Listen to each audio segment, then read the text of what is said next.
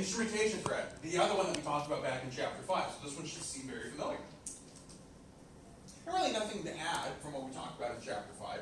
Instrumentation thread is when changes in the measurement instrument or measuring procedure threatens internal validity. So for example, if we try to avoid the testing threat by using a different instrument, well, we don't know if this new instrument is the same level of rigor as the original one.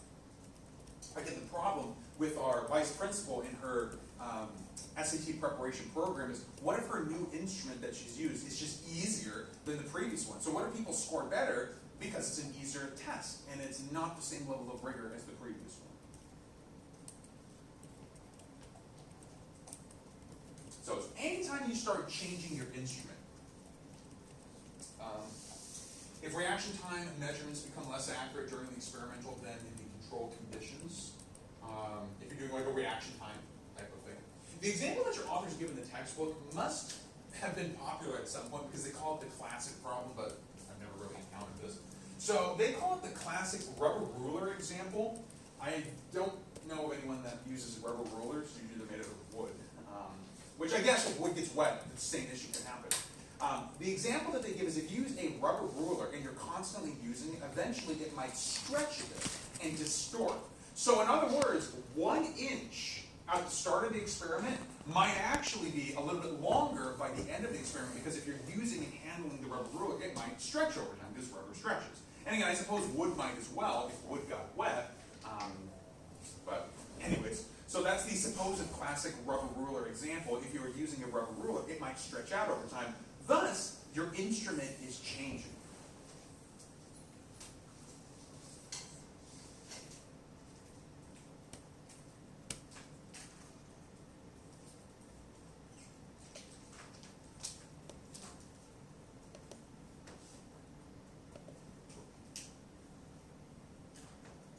Okay? Questions on that one when the instrument changes?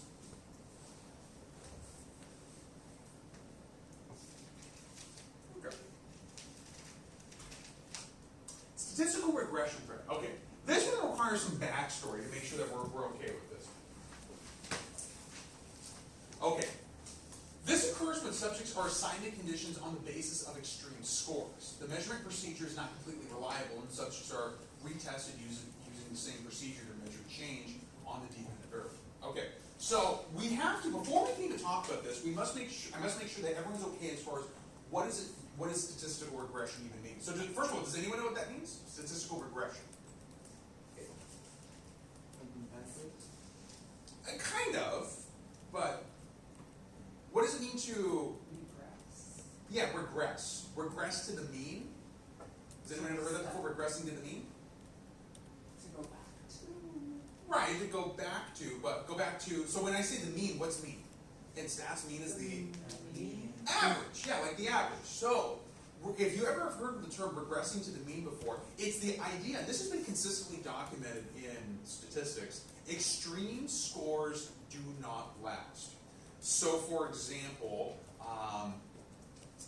people, let's say someone has really, really tall parents, are they likely to be the same height or shorter? Probably tall, but shorter, right? So if like the father's like 7'2", and mother's like 6'4", is the child likely to be like 7 foot tall? No, tall probably, but probably not that tall. So they're going to regress to the mean a little bit. And again, this is actually documented with height. Likewise, if your father's like 5'2" and your mother's like 4'11", you're probably not going to be that short. You'll probably be taller because you're going to regress to the mean. So this has been documented. Actually, the first person who actually looked at height specifically was Francis Galton. He was that one person who I mentioned. No, I don't think I mentioned him in this context. He actually did a lot of things that's relevant to the history of psychology.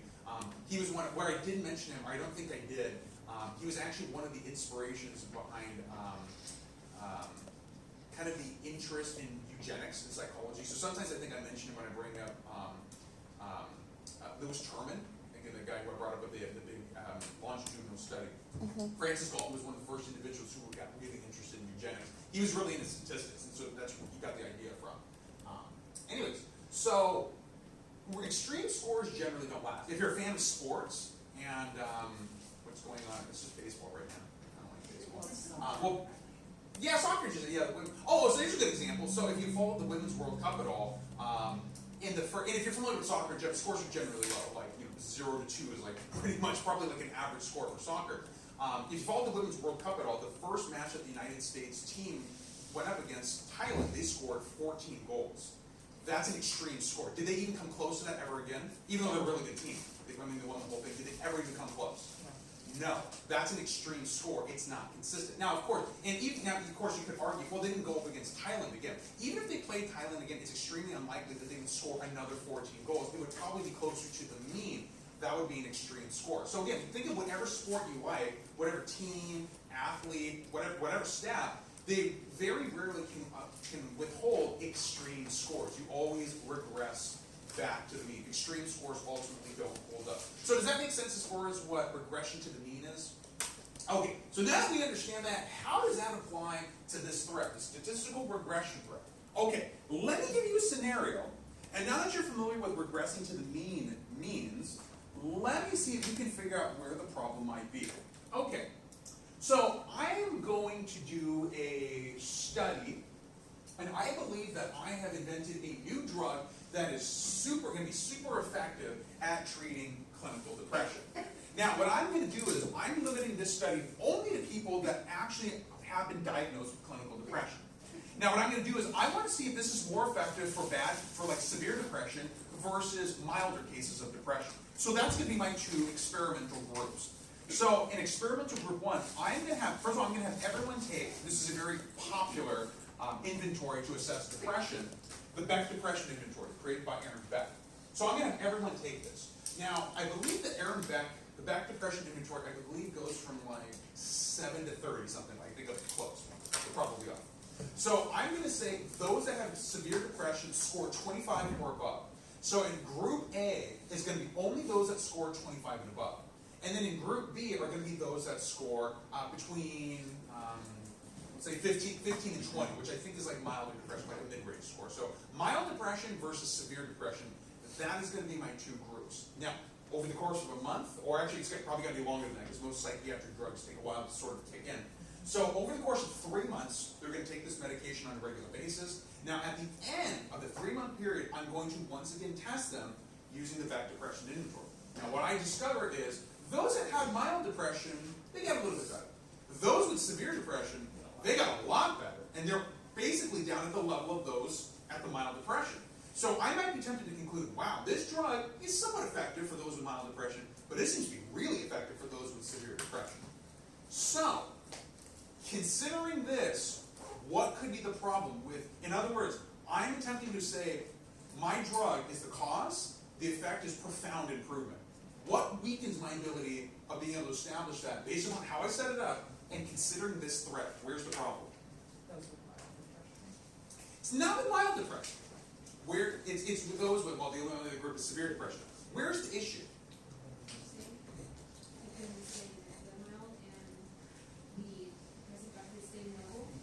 Well, that's good. That's how we would conclude it was effective because it went way down. But keep this in mind. Where's the problem?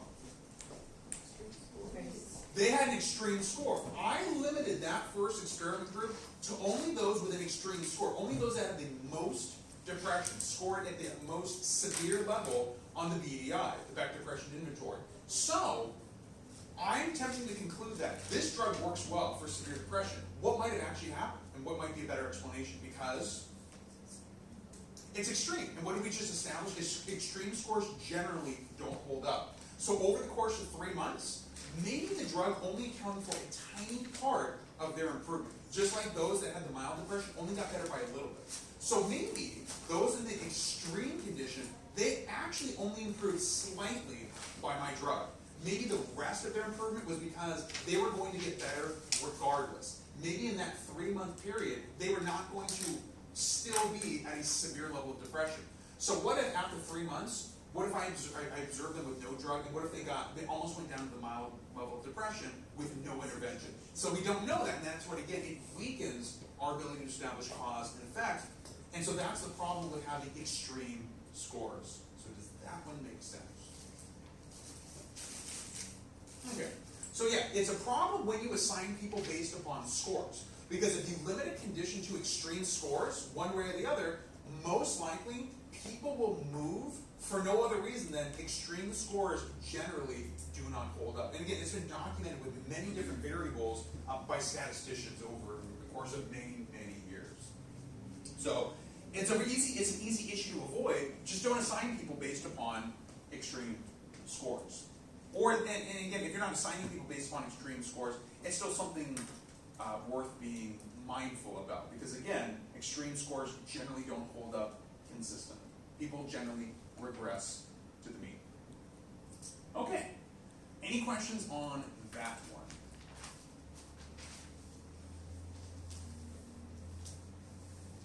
Pretty cool. Yeah, it's a very statsy one. Okay, you like stats, that's right. Yeah.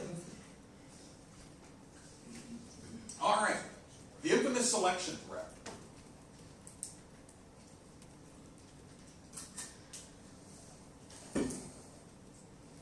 I lost count. I think this is like number 5 or 6.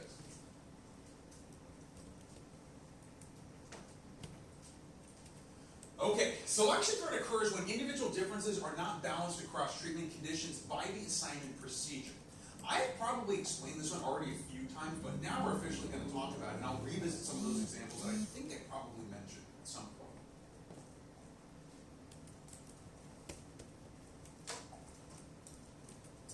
Okay, now, the example's kind of weird because it kind of downplays random assignment. No, random assignment is actually super important here. Random assignment is what, probabilistically, as that's a real word, probabilistically, random assignment prevents this. Now, your example that your authors provide kind of reminds you that even random assignment cannot guarantee that you won't have this. There's no way you could guarantee this isn't going to happen. But random assignment is a fantastic start that probabilistically will prevent this from happening. Not guarantee that it doesn't happen, though. So this is a problem. Selection threat is all about the way that you select people into conditions. What if there's something fundamentally different about them? Now again, random assignment probabilistically prevents this, but again, it's not a guarantee. Let's go back to, and this is probably the first time I explain this, our example with the hot room, the cool room, and measuring human aggression. I think I actually mentioned this specifically when it came to matching. I didn't directly talk about it in this context, but I mentioned it when I quickly went over how matching works, if you want to use that. So, let's say that we have 50 participants. So 25 in the cool room, 25 in the hot room. And again, frustrating task, we measure their aggression level.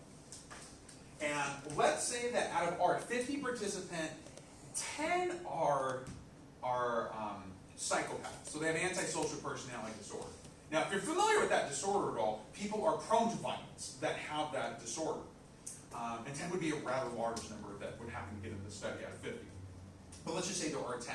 Now, would it be a problem? Again, people that have that disorder are prone to aggression, among many other symptoms, are prone to aggression. Now, if all 10 of them were in the hot room, do you think that would skew the data? Yes. Yes. Now, ideally, we would like to have no one that is prone to aggression, so that's more of a pure, does temperature affect aggression when nothing else is going on? So ideally, we would have no one that's prone to aggression. But, it's probably hard to control for. So by using random assignment, probabilistically, we'll have 5 in the hot room, 5 in the cool room. Now that's not completely ideal, because ideally we'd like to have no one that's prone to aggression. But by using random assignment, it's balanced. Remember, what are we trying to avoid? We're trying to avoid a confound. If we have all 10 individuals that are prone to aggression in the hot room, that confounds our study, because now there's a systematic change. Those in the cool room were not prone to aggression. A significant number of those in the hot room, they were prone to aggression. And so that is going to skew our findings. The hot score, the hot room score is going to go way above what it might have been otherwise, because we have people that are prone to aggression that just all happen to get in that room. Now, if we had 5 and 5, they're going to skew the data, but they'll skew it equally. So the idea is that yes, both the cool room and the hot room might be slightly elevated, but we don't have a systematic difference. That was actually the reason that I brought up matching. If you're really concerned about a personality characteristic, you can actually assess people for human aggression, as an example, or prone to being made aggressive, and then you can actually match them.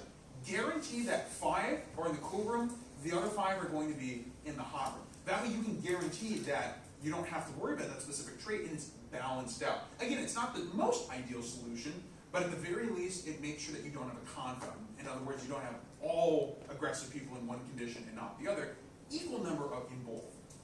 Anyways, so that's the selection threat, is again, if you don't use random assignment, and again, even if you do, there's no guarantee, but if you don't use random assignment, you might have people of certain trait all getting into one condition. Think about your experiments and why you want to use random assignment. One possible characteristic you might deal with is fatigue. It's late in the day, people may have had, if you're collecting data often at this time, people may have been coming from work, they may be in the middle of a class when the professor invites you to come in, and so you might have some people that are really, really exhausted. You would not want them all getting into one condition, and that's one of the many reasons why you want to use random assignments, that when you're collecting data in classes that you go to, mix up those packets. Don't have everyone in one class be in one condition, because what if there's something different about that class? What if people are really fatigued in that class? Or what if it's a sociology class, and what if everyone in that class has extra information that those in the other classes don't have, because maybe they covered the concept that's related to your topic, and you are all related to social psychology. So there's many, many possible traits. And that's what the selection thread is all about, is making sure that those sort of human characteristics get balanced out between the different conditions. We don't want everyone who is prone to aggression being in the hot room, just like you wouldn't want everyone who's really fatigued being in one of your conditions. It's going to artificially lower the scores and create some problems. It would create extra variability. And we'll talk about in chapter 13. You don't want extra variability, but we'll revisit that when we get to that chapter. All right, so does that make sense for the selection thread? Why you want to make sure you don't have a fundamental difference between the different conditions. Make sense?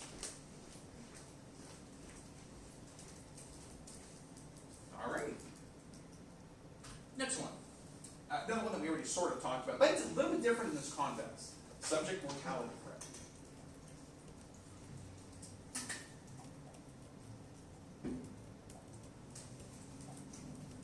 This occurs when subjects drop out of experimental conditions at different rates. So what we talked about back in chapter 5 is that with a longitudinal study, people may drop out of the study. Now that's an issue in and of itself, because you need people to last. You need enough people to last for, if you're doing a study for like 5 years, you need them to be willing, some people that are going to go the full 5 years.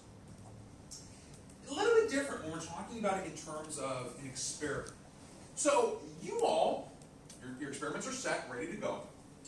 You all have 4 conditions. What if you have, and you've been asked to collect 60 participants, 15 per condition. What if you have 7 people drop out? That's not a lot. It's a very small percentage out of the 60. However, what if all 7 were from the same condition? So you had 15 people originally, 7 of them dropped out, leaving you only 8 in that condition. That is where this is a potential issue for the experimental design, because what if there is something fundamentally different about that experimental condition, right? Now I know you might be thinking, well, obviously they are different. That's the whole point, is to do group comparisons. But theoretically, everyone should drop out at an equal rate. So if you have 7 people drop out, there should be 2 in the first condition, 3 in the next condition, 1 in the next condition, and then 1 in the other condition. So 7 people kind of evenly dispersed. But if you have all 7 dropping out of one condition and no one drops out of the other 3, that's a potential red flag. That there's something really, really different about that condition. And again, it's a sign that your internal validity may not be great. Because again, internal validity is all about that there's not a systematic difference between the conditions. But if you have people that drop out of one and only one condition, that would be weird. And again, a possible sign that there is a fundamental difference in that condition that may not be accounted for by your variables. And so thus, maybe that one condition is like really scary or terrifying for some reason, I don't know. But so that would be a potential issue, is when people drop out at different rates. There should be equal rate of dropping out of each condition, theoretically. It shouldn't be that everyone's dropping out of one condition.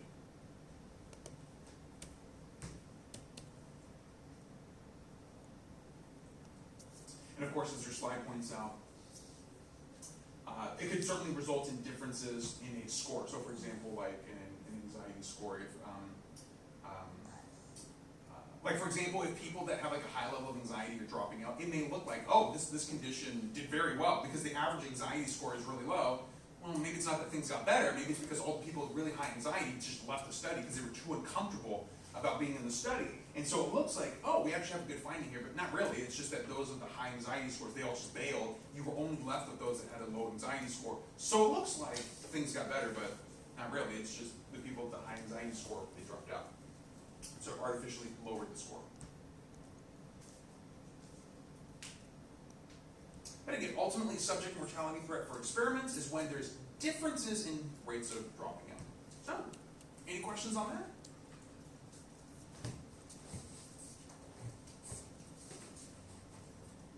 All right. Getting close to the end of this chapter. Okay, selection interactions. Yeah, it's the last one. Now, this is weird because we already talked about the selection thread. That's how important the selection thread is. It actually is 2 of the 8. So selection interactions occurs when a selection threat combines at least one other threat: history, maturation, statistical regression, subject mortality, or testing threat. Most of the examples I actually gave are this is what they're called. So let's say it's a selection threat combining with a history threat, and that's what this is, right? The selection threat occurs with one other threat. They'll say it's a selection by history threat when they've combined.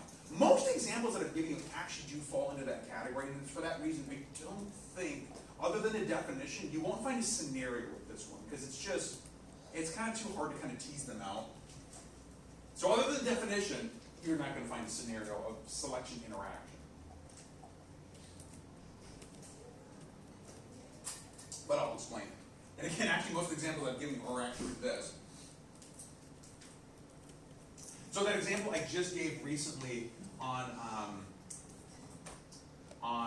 well, no, I guess that was not really, because it's intentional.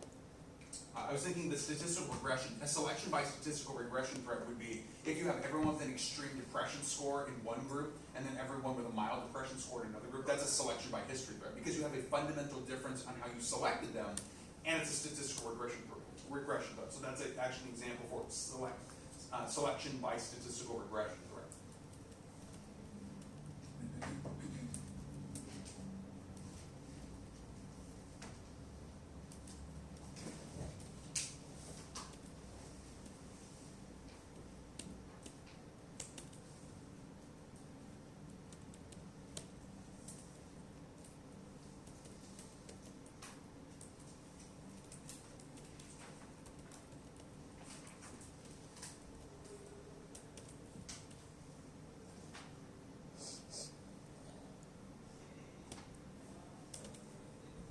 Revisiting another one of our examples from chapter 5 on the non-equivalent groups design, when we had the company A and company B, that's actually a selection by history threat. Because what if the question is, well, what if company A was always going to be more productive than company B? Remember, this was the example where we had company A and company B. We had company A do the 45-minute lunch break. Company B we didn't intervene with, and so we found that company A was more productive. But what if we have a selection by history threat? What if those in company A were always going to be more productive? They were just a more productive company. So that would be something happening outside of the study. They're just more productive, as it is.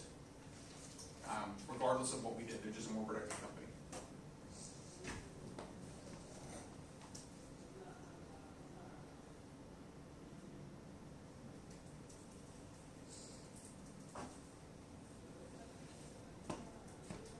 All right, so any questions on that one before we wrap up this chapter?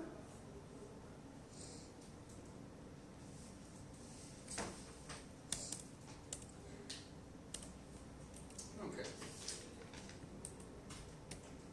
So what is the ultimate takeaway? And lead into chapter 8. The takeaway is that in experimenter, you should try to control as many extraneous variables as possible within reason. Remember, goes back to something that we talked about earlier. Control and impact are inversely correlated. So think about it. If you are super paranoid about all these threats and even more beyond this, and you start trying to control for every little thing, your study is going to become super artificial and not engaging.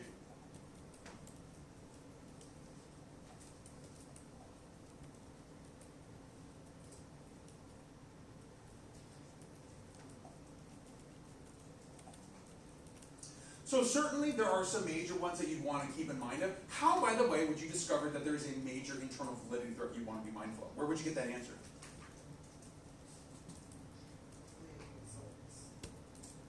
Well, no, let's say you wanted to try to, well, maybe I didn't understand you. Results from where? But not from your own, because, From others? yeah, from others, that's what I was getting at. So the results of other experiments. So if you're preparing an experiment and you read a bunch of literature, so for example, let's say that you're doing a study on human aggression, and you read a lot of literature on human aggression, you discover, you know what, temperature seems to be a factor for human aggression. And you might find a lot of articles that say, if you're going to do a study on human aggression, make sure you do it in a cold room, or a cool room at least, because if it's a hot room, that's going to make people aggressive, potentially, regardless of what you do. So you may want to try to control that potential extraneous variable and make sure that heat doesn't factor into the study. And again, it's one of those questions where there's a lot of different questions, same answer. Look at previous literature. It's just one of the many reasons why reading articles is so vitally important. You never really reach a moment where you can say, I read enough articles. You can always read more, learn more about whatever it is you're doing, and then address it in however you need to address it. But again, of course, keep it reasonable. Try to identify major extraneous variables to address, but again, if you take it to an extreme level, it's going to really compromise impact, and your study's not going to be very engaging. All right, so that should be the end. Other than, I think it's going to talk about the next part of the term paper. Yeah, that section, which of course is good. All right, that is everything in chapter 7. So any questions on that one before we get to chapter 8? Also, again, keep in mind, we're not going to go over the full study guide. So if you do have any questions on the study guide, this might be a good time to ask those questions, now that we've gone over everything from the chapter. Do anything?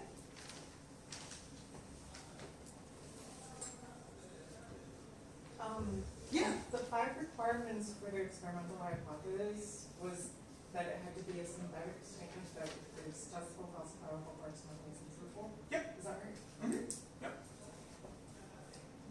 Anything else?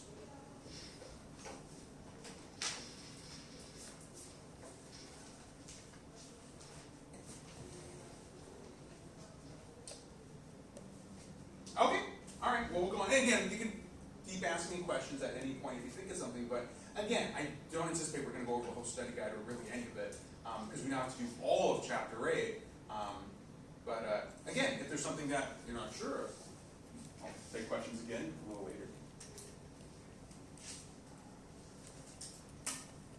Okay, so here's the final chapter, which makes up tomorrow's exam, chapter 6, 7, and 8. So this is a direct continuation of where we just left off. So the last topic of chapter 7 was the 8 common threats to internal validity. This chapter is all about how to control them. So how to control for these extraneous variables and make sure that they don't become a confound. This would have been probably a fantastic chapter to do before we talked about, beforehand you get all your experiments ready to go. But again, there's just so many chapters, so much material. It doesn't really make sense to go too much out of order, but so, and that's why I guide you to make sure that you don't have confounds when your experiments are being graded. Okay. So let me start off by stating there are 4 different categories of extraneous variables that your authors are going to bring up. There's really only 2 that matter, though. So you're going to see that we're going to spend like 85% of this chapter talking about the first 2 and only like 15% of our time talking about the last 2. It's only really the first 2 that are really important. Not to say the other 2 are not important, but they're just, relatively speaking, not as important.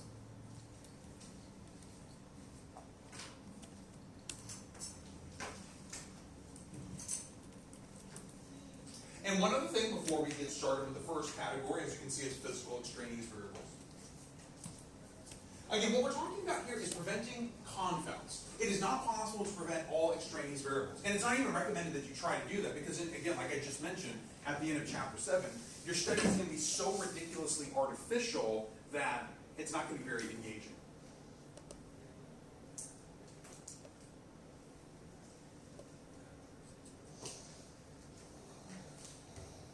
So we're talking about how to keep things from becoming a confound. That, at the very least, you should do. All right, so let's go ahead and get started with physical variables. Physical variables are aspects of the testing situation that need to be controlled. So, for example, the day of the week, the experimental room, lighting, noise, the color of the room even, all could be physical extraneous variables. This one's an easy one to keep in mind because it's literally the physical environment around us. So if you can see it for the most part, if it's part of the environment, it's a physical extraneous variable potentially.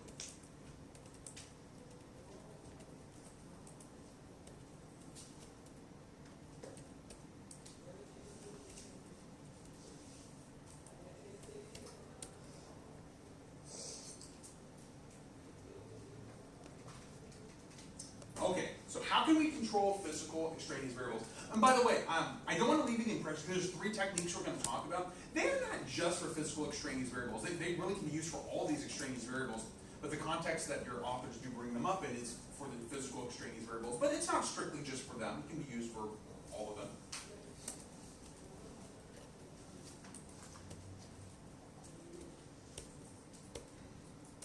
Okay, number 1, and this one's probably very self-explanatory, elimination. If you have something that you're concerned about, why not just eliminate it? The example that I mentioned at the end of chapter 7 a moment ago on if you're doing a study on human aggression and you see a lot of research that states that human aggression can be impacted by heat, well, just make sure you do your study in a room that's not hot and just eliminate that extraneous variable. Completely take it out of the equation. If you're worried that sound is going to be distracting, we'll do it in a room that's soundproof. That sound can't come in. So completely eliminate sound as an extraneous variable. Removal of extraneous physical variables prevents them from operating differently across different treatment conditions, right? And this is really the definition of a confound. That's what we would like to prevent. But again, first option, the go-to, is just eliminate it. Just get rid of it altogether.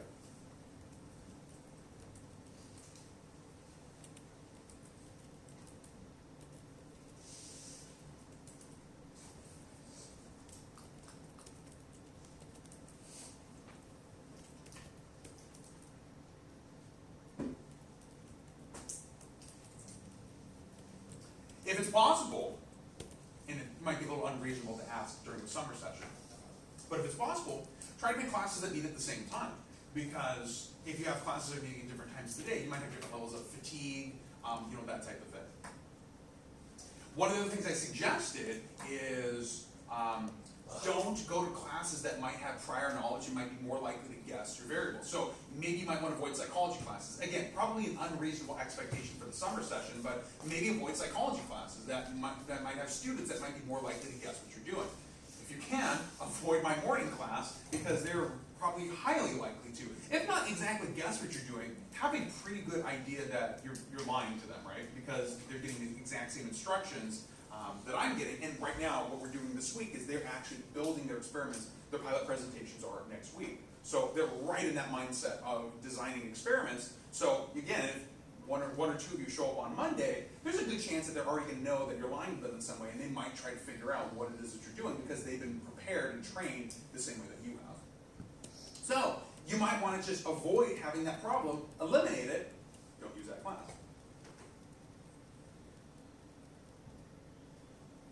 Okay, but what if it's not possible to eliminate an extraneous variable, physical or otherwise? We'll talk about the other ones a little bit later. Your next best option, if you can eliminate it, is keep it constant. So this is called constancy of conditions.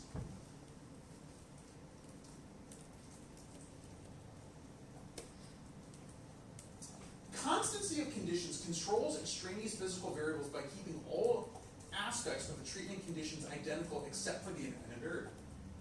For example, test all subjects in the same room or at the same time of the day.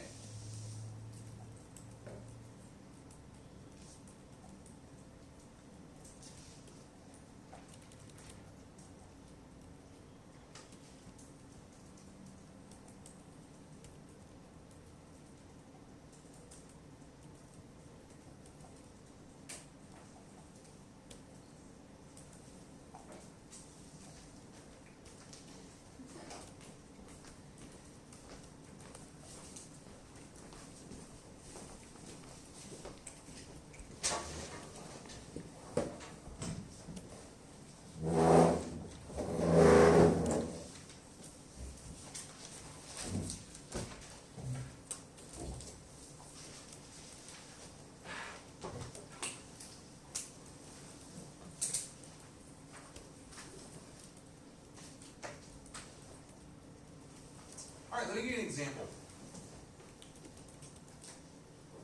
So, they've since fixed it, but in the Social Behavioral Sciences building at CSUDH, when I was a student there was an air conditioning unit that was failing, and it made this horribly loud wheezing sound. And you could pretty much hear it in the whole back hallway of that building. And again, I teach there now, and that sound is gone, so they have since fixed that unit, but pretty much the entire time I was a student there, that unit was, I think, failing or something, because it made this really loud wheezing sound. You just kind of had to get used to it to get classes in that corridor. Okay, so let's say that I'm doing a study at CSUDH, and there are proper channels to have rooms reserved if I want to collect participants and do a study. So let's say I go through these proper channels, and let's just say that it's a really busy semester, and there's really not a whole lot of rooms available. There's 2 rooms that I can use. So there's a room that's in the far off corner in the SBS building, and then there's a room that's right in that corridor with the Wheezy air conditioning unit. Now, the quiet room is popular, right? Because no one wants to go in that Wheezy room. So I could only use the quiet room on 2 days. Now there's no way I could collect all my participants on 2 days. I have to use that Wheezy room. It's more widely available because no one wants to be using that corridor. So what I decide to do is I forego the quiet room. And I have all my participants tested in the Wheezy room. That would be an example of constancy of conditions. So what is the most ideal option? I eliminate that wheezy sound, and so that no one has to hear it. But the best option, if that's not available, is make everyone hear it. The problem is, again, we want to avoid confounds. We want to avoid a systematic difference. So if you can't eliminate an extraneous variable, the next best option is actually make sure everyone is exposed to it. Because again, what are we trying to avoid? A confound. So the wheezy room might be distracting. People might score lower than what they normally would without the wheezy room. However, if everyone is exposed to it, it doesn't create a disparity. Everyone is equally affected by it, so it does not create a confound. So that is actually the next best option. So if I have to use that wheezy room, the best thing would be have everyone participate in that wheezy room, because then everyone is equally affected by it. I don't have some people that participated in the quiet room and they are not affected, and then I have some people, especially if it's the difference between like experiment and control group, that would be the absolute worst thing to do, would be to have those in the experiment group in the quiet room and those in the control group in the wheezy room. That would be horrible. That would be, again, a good textbook example of a confound. So the idea would be have everyone exposed to it, so it equally affects everyone. So that's an example for a constancy of conditions. So keep the conditions constant. Everyone hears that wheezy room. Everyone is equally affected by it. Does that make sense? Okay, so that's option number 2. If you cannot eliminate the extraneous variable, then have everyone exposed to that extraneous variable. Last option, if that is not possible either, balance it. Alright, so how does balancing work? Balancing works by controlling extraneous physical variables by equally distributing their effects across treatment conditions. For example, running half the subjects in each condition in the morning and half in the evening. So let me stick with my wheezy room example. Let's say that, you know what, it's just really popular and every room seems to be kind of being reserved for various things going on the campus. I have to use both. Let's say that I can only use both of these rooms twice. So I cannot collect all my participants in 2 sessions. I need all 4 data collection sessions so that I will get enough participants. So you know what? I have to use the quiet room. I have to use the wheezy room. Okay, so what is my third option, which is kind of making the best of an unfortunate circumstance? Well, again, what are we trying to prevent is confounds. So how can I still, again, make the best of a bad circumstance? 50% of my experiment group participates in the wheezy room, 50% participates in the quiet room. 50% of the control group participates in the wheezy room, 50% participates in the quiet room. So it's not ideal because there is people being exposed to different things. It's not constant, like in the previous one, constancy of conditions. However, I now have it balanced. I have 50% in the experiment group got the quiet room, 50% in the experiment group got the wheezy room.